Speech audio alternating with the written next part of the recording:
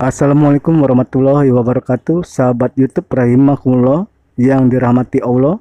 Semoga kita selalu dalam lindungan Allah Subhanahu wa taala dan sehat selalu. Amin ya rabbal alamin. Sahabat YouTube rahimakumullah, hukum perceraian dalam Islam patut dipahami oleh setiap muslimin dan muslimat. Perceraian adalah perbuatan atau langkah yang dilakukan oleh pasangan suami istri untuk berpisah apabila rumah tangganya tidak dapat dipersatukan kembali. Dan jika diteruskan akan menimbulkan mudarat untuk suami istri, anak maupun lingkungannya. Tetapi perceraian dalam pandangan Islam bukan sesuatu yang dilarang.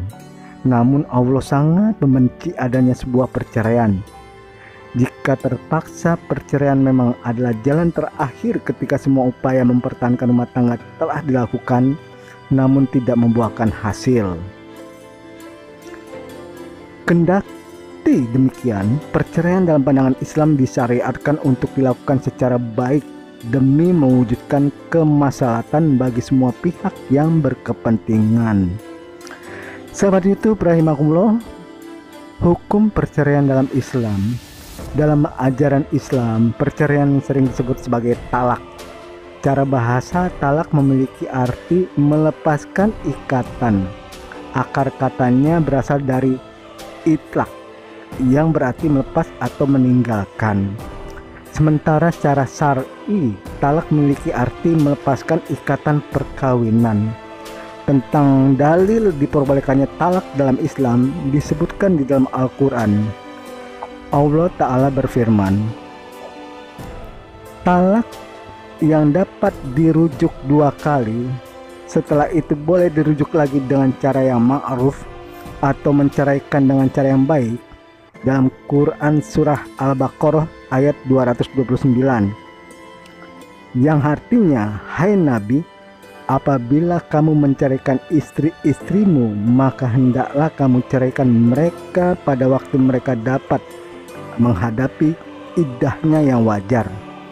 Quran Surah At-Talaq ayat 1. Dalam sebuah riwayat Abdullah bin Umar radhiyallahu anhu, bahwasanya beliau pernah mentalak istrinya dan istrinya dalam keadaan haid. Itu dilakukan di masa Nabi Shallallahu Alaihi Wasallam.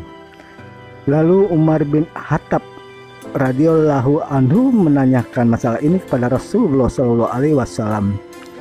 Beliau Shallallahu Alaihi Wasallam lantas bersabda, yang artinya, hendaklah ia merujuk istrinya kembali lalu menahannya hingga istrinya suci, kemudian haid hingga ia suci kembali. Bila ia Ibnu Amr mau menceraikannya, maka ia boleh melakukan talak dalam keadaan suci sebelum ia menggaulinya. Itulah al-iddah sebagaimana yang telah diperintahkan Allah Azza wa Jalla.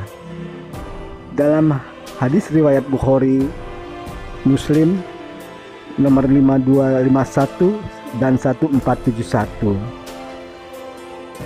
Ibnu Qudamah Al-Maqdisi menyatakan bahwa para ulama sepakat atau berijma akan diperbolehkannya talak. Ibrah juga menganggap dibolehkannya talak karena dalam rumah tangga mungkin saja pernikahan berubah menjadi hal yang membawa mafsadat. Yang terjadi ketika itu hanyalah pertengkaran dan perdebatan saja yang tak kunjung henti.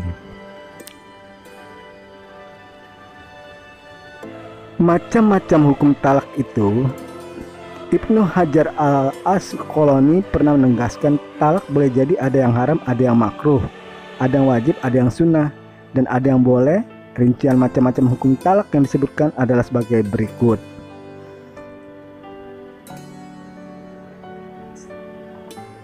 Talak yang haram yaitu talak bid'ah.